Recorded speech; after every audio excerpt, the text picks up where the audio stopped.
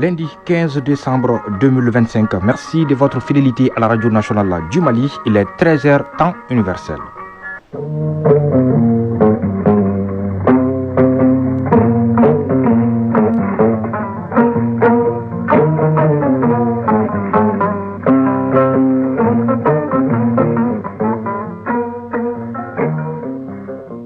Le journal Famourou Djourté. Au sommaire, fin à Rabat au Maroc de la 3e conférence des présidents des parlements africains. Les travaux ont été sanctionnés par l'adoption de la déclaration de Rabat, réaffirmant l'engagement des parlementaires africains pour la démocratie, la sécurité et le développement du continent. Deuxième édition du Forum des CAI, une initiative portée par plusieurs institutions nationales et partenaires visant à renforcer la réflexion et l'action concertée face aux défis de la résilience climatique et des mobilités humaines au Sahel. Lutte contre la dégradation de l'environnement, les autorités administratives de la région de Bougouni ont procédé à l'incinération d'engins mécaniques saisis dans la commune rurale de Kola. Le processus de désarmement, démobilisation, réinsertion et intégration des ex-combattants a été officiellement lancé à Gao sous l'égide du ministère de la Réconciliation, de la Paix et de la Cohésion nationale avec 512 ex-combattants concernés dans la région. À Koutchala, Médecins sans frontières et le district sanitaire font le point sur les actions menées et dévoilent le nouveau plan de réorientation et d'intégration du projet Médecins sans frontières. Fotigué Tougara sera avec moi dans ce studio pour parler de l'actualité sportive au menu, la clôture de la 4e journée de la Ligue professionnelle du Mali, le regroupement des Aigles du Mali à Casa, entre autres. C'est tout pour le sommaire. Mesdames et messieurs, bonjour et bienvenue dans la 2e édition de Mali Actualité. Fin à Rabat de la 3e conférence des présidents des parlements africains, COSPAL. Les travaux ont été sanctionnés par l'adoption de la déclaration de Rabat dans laquelle les parlementaires africains s'engagent à œuvrer pour le respect de l'ordre constitutionnel, la préservation de la démocratie, le développement économique de l'Afrique, la lutte contre le terrorisme et la criminalité transnationale organisée. La prochaine session de la COSPAL se tiendra en 2026 au Libéria. Nos envoyés spéciaux sont Siaka Konaté et Mbarakou Maïga. Dans la déclaration de Rabat qui a sanctionné leurs travaux, les parlementaires africains s'engagent à renforcer les capacités législatives à travers le continent pour y répondre efficacement aux défis, notamment la gestion des finances publiques, les pressions démographiques, la résilience climatique, les disparités de genre et de jeunesse. Ils promettent de consolider le contrôle des politiques gouvernementales et leur mise en œuvre, défendre l'ordre constitutionnel et préserver la démocratie. Ils condamnent toute atteinte à l'intégrité territoriale des États africains, s'engageant à renforcer les mécanismes législatifs et la coopération interparlementaire pour lutter contre le terrorisme, combattre la criminalité transnationale organisée et promouvoir la paix régionale. La déclaration des Rabat engage d'autre part les parlementaires à mettre en place des cadres législatifs pour accélérer la transformation économique de l'Afrique, tirer parti des avantages démographiques de l'Afrique, intégrer le genre, la jeunesse et l'inclusion sociale dans la gouvernance. La conférence recommande d'accorder à la COSPAL un statut diplomatique lui permettant d'agir en tant qu'acteur diplomatique et parlementaire et reconnu au niveau international. La déclaration des Rabat constitue donc une feuille de route et un engagement des parlementaires africains pour le développement du continent, a déclaré le président de la conférence des présidents des parlements africains. Le Ghanéen Alban Soumana Kingsford Bagbin a salué la bonne organisation de ces assises et remercié le Nigeria d'avoir accepté d'abriter le secrétariat général de l'organisation dont le siège a été inauguré le 29 novembre dernier à Abuja. Rendez-vous est pris pour 2026 au Libéria.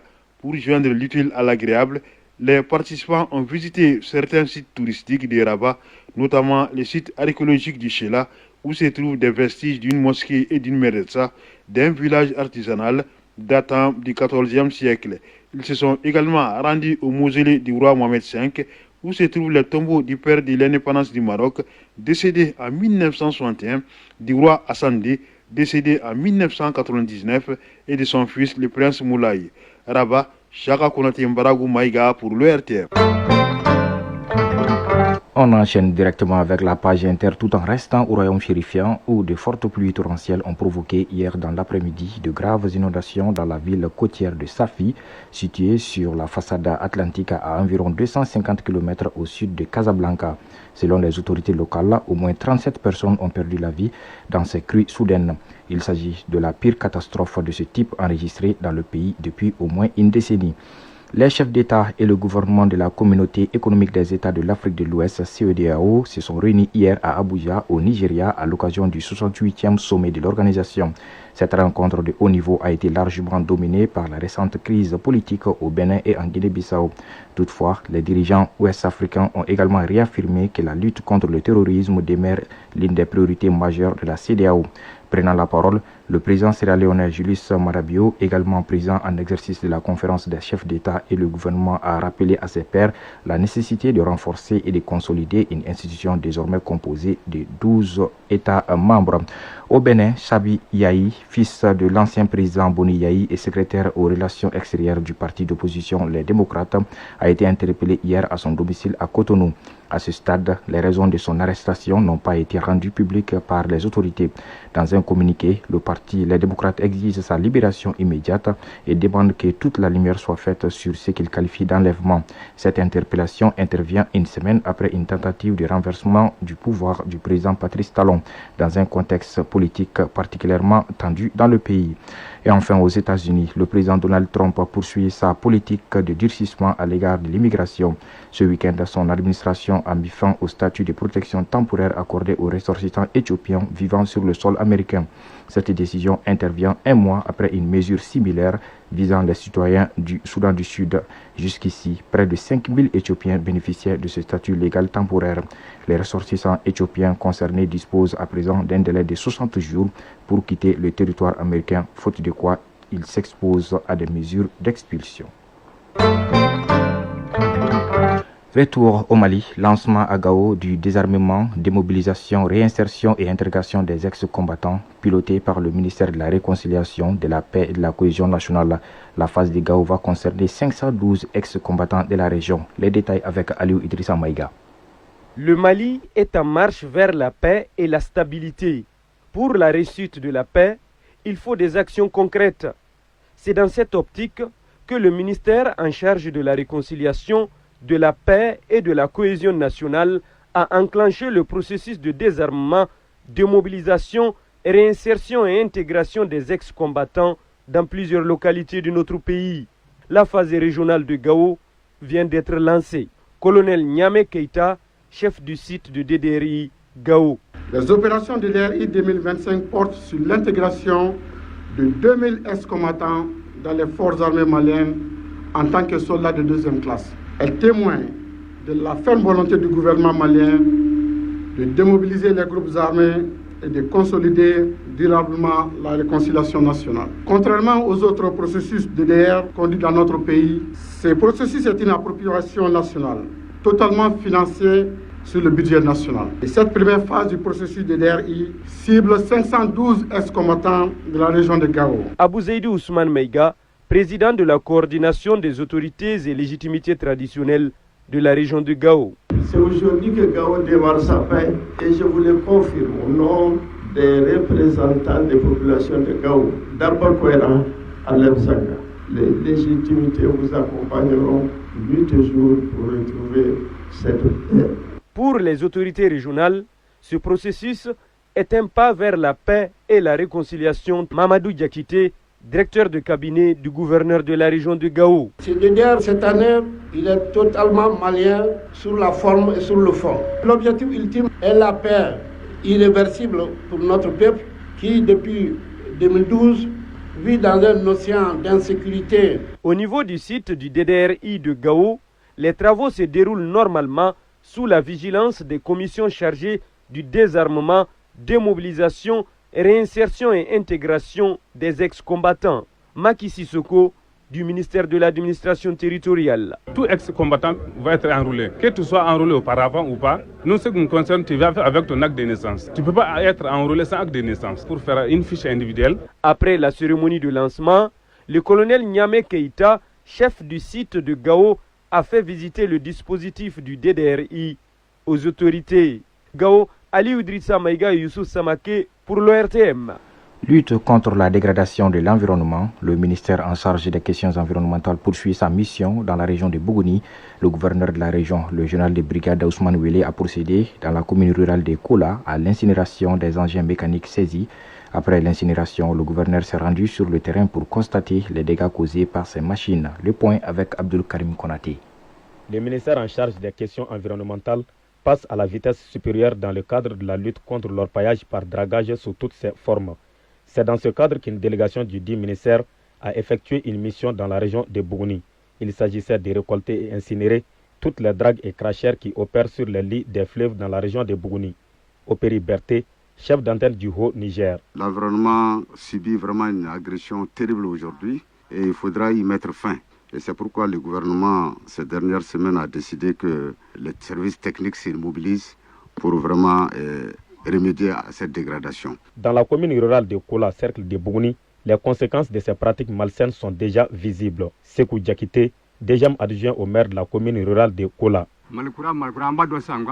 Nous savons maintenant que nous sommes dans les Malikoura. Cela fait plusieurs années que les eaux des fleuves de Bougouni sont polluées. Beaucoup de rencontres ont été tenues autour de cette problématique sans suite. Ceux-là qui font cette pratique sont aussi des terroristes. Général de brigade Ousmane Wele, gouverneur de la région de Bougouni. Face à la loi s'incline, au même titre que ce que nous faisons face contre le groupe armé terroriste. Et à ce niveau, il doit être traité tel qu'il est. Donc c'est pourquoi je lance un dernier avertissement à ceux qui s'en donnent à ces pratiques, et notamment même à ceux qui les financent. Les criminels et les réseaux qui l'accompagnent sont tous des criminels. Et nous avons fini les phases de sensibilisation, c'est la phase de répression. Après l'incinération, le gouverneur a effectué une visite de terrain pour constater des visus, les dégâts causés par ces engins mécaniques. Le constat est désolant, les sols sont dégradés et les fleuves sont remplis de boue. Bougouni, Abdul Karim Konaté, Djibril Bagayogo pour l'ORTM. À Koutiala, Médecins sans frontières et le district sanitaire viennent d'organiser un atelier sur 2 points essentiels. Le premier s'articule autour de la mise en lumière des actions et efforts du projet Médecins sans frontières à Koutiala. Quant au second, il concerne la présentation du nouveau plan de réorientation et d'intégration de ce projet. Le compte-rendu de Brahima Kone. Cet atelier se veut un cadre de présentation du nouveau plan de réorientation et d'intégration des activités de Médecins sans frontières MSF en collaboration avec le district sanitaire de Koutiala. Aussi permet-il de magnifier les efforts consentis par le projet de Médecins sans frontières pour le grand bonheur des populations de Koutiala. Suleiman Zakari, coordinateur du projet MSF de Koutiala. MSF s'est installé à Koutiala en 2009 avec un programme pédiatrique axé sur la prise en charge gratuite des enfants de moins de 5 ans, les infections respiratoires au CCRF de Koutiala. MSF a construit un hôpital pédiatrique bien équipé en matériel nécessaire dont le coût s'élève à plus d'1 milliard de francs CFA pour plus de qualité dans les soins fournis aux malades. Le nouveau plan inclut le désengagement progressif de certaines unités jusque-là appuyées par Médecins sans frontières et une réorientation des activités vers les soins vitaux au niveau du CCRF de Koutiala. L'une des innovations sera l'extension en 2026 des activités de MSF au cercle de Yorosso. Moussa Guindo, conseiller au gouvernorat de Koutiala. La population de Koutiala est très reconnaissante des réalisations faites au niveau du CCRF. Ces interventions de Médecins sans frontières ont permis, entre autres, un renforcement des capacités des ressources humaines locales au sein du centre de santé de référence, une sécurisation des approvisionnements en intrants nutritionnels et pharmaceutiques et d'offrir gratuitement les soins de santé à la population en facilitant l'accès aux services de pédiatrie, néonatale, des soins d'urgence, les campagnes de vaccination et de prévention ainsi que la prise en charge des victimes des conflits. Une visite guidée a été menée en marge de l'atelier pour constater les interventions de Médecins sans frontières à Koutiala. Koutiala, Brahima Kone, Amadou Doulo et Assistant Berté pour l'ORTM.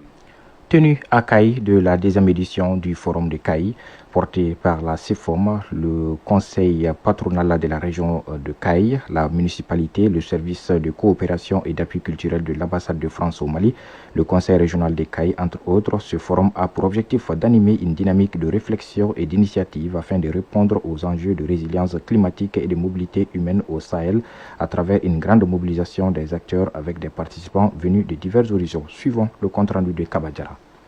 3 sujets très importants sont au cœur des débats de cette deuxième édition du Forum de Caille porté par le Conseil patronal de la région en partenariat avec la CEFOM, coordination des élus français d'origine malienne. Il s'agit de l'intelligence artificielle et astronomie, de quel apport et de quelle gouvernance pour l'adaptabilité au changement climatique au Sahel, des transformations agricoles pour une souveraineté alimentaire face au changement climatique et du rôle clé de l'action territoriale et de l'approche de développement local aux transitions climatiques. Lamine Camara, président de la CEFOM, coordination des élus français d'origine malienne. Nous avons convenu que dans cette question de changement climatique, la question de l'habitat est très importante. Parce que si la température fait 50 degrés, on est sous des bétons, c'est assez compliqué. Donc il est assez important de revoir aussi notre habitat. Et ce qui est convenu de faire, c'est de regarder comment mettre en place une unité de fabrication de briques à partir de terre cuite et répondre à cette question du changement climatique. Seydina Alou Diallo, président du conseil patronal du Mali. On attendait beaucoup de gens qui devaient nous amener vraiment beaucoup de solutions sur le financement, sur les résidences climatiques, parmi plusieurs projets, parce qu'on a appris des choses en Italie, en Allemagne et dans d'autres pays. On est en train de pousser pour que ça vienne à Caille ici. Bandjougou Diawara, président du conseil régional de Caille. Nous devons impérativement développer des politiques climatiques qui prennent en compte les réalités de notre région, mettre en œuvre des stratégies agricoles durables et promouvoir l'utilisation des énergies renouvelables comme moteur de développement. Pour le représentant du gouverneur de la région de Caille, le Sahel et particulièrement la région de Caille peut devenir un modèle de résilience climatique. Adama Asagaïdou Maïga, conseiller aux affaires économiques et financières au gouvernorat de Caille. Grâce à notre capacité collective à transformer les défis en opportunités, la coopération transfrontalière, les initiatives locales et l'engagement de notre diaspora en Europe et ailleurs sont autant de leviers qui nous permettront de répondre aux enjeux climatiques et migratoires de manière durable. Rappelons que le thème retenu pour cette deuxième édition est « Agir pour une résilience face au changement climatique et aux enjeux communs de développement durable au Sahel ». Caille Kabadjara Lassana Keita pour l'ORTM.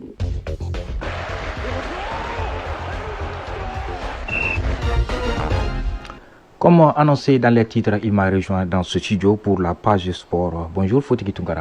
Bonjour Famur Djourté, bonjour à tous. Championnat national de Ligue 1 professionnel du Mali, la 4e journée a pris fin hier avec le premier derby Stade Djoliba de la saison. Absolument, une 4e journée qui s'est donc terminée hier en apothéose pour le Stade malien de Bamako qui l'emporte 1-0 face à son grand rival, le Djoliba AC.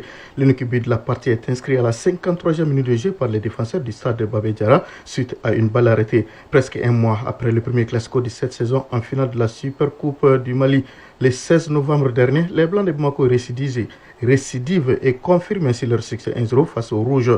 Début de saison pour l'instant, l'avantage des Caïmans qui, en maître de l'eau, domine l'hippopotame dans cette bataille des fauves aquatiques.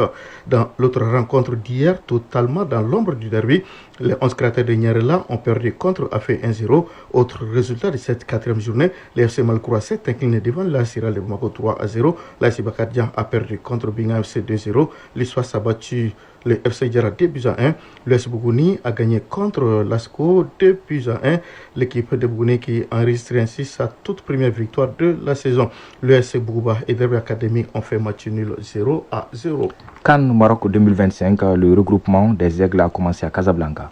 Oui, les Aigles du Mali ont donc commencé leur regroupement. Plus d'une dizaine de joueurs sont déjà sur place au quartier général des Aigles.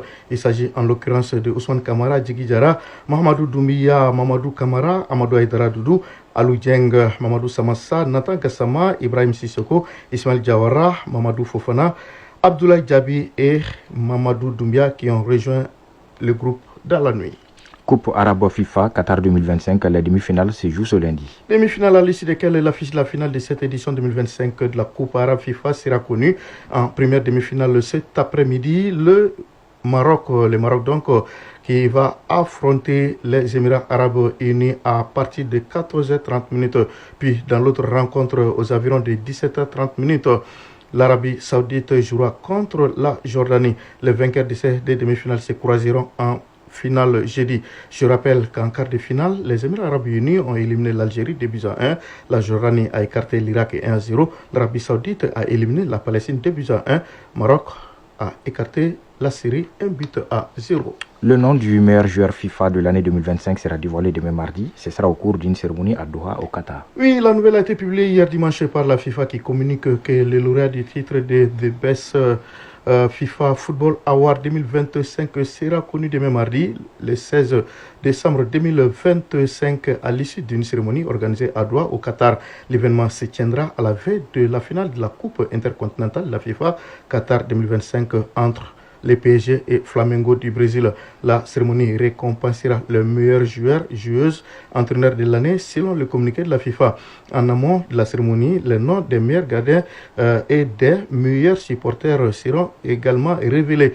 Les plus beaux buts de l'année seront également mis en avant à travers une vidéo diffusée sur les plateformes officielles de la FIFA et ses réseaux sociaux. Le prix de fair play de la FIFA sera aussi annoncé.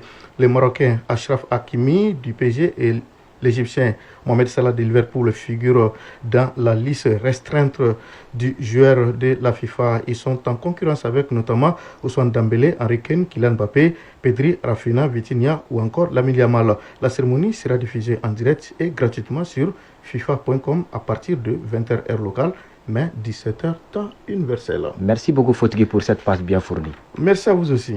Et c'est sur cette page sportive que prend fin cette édition, la deuxième de Mali Actualité de ce 15 décembre 2025. Mise en onde Alimata Ouattara, mise en ligne Badji Touré, au micro Famour Djourté, Ousmane Daou et Maïmouna Guindo m'ont aidé à la préparation. Prochain rendez-vous avec Mali Actualité, 19h30.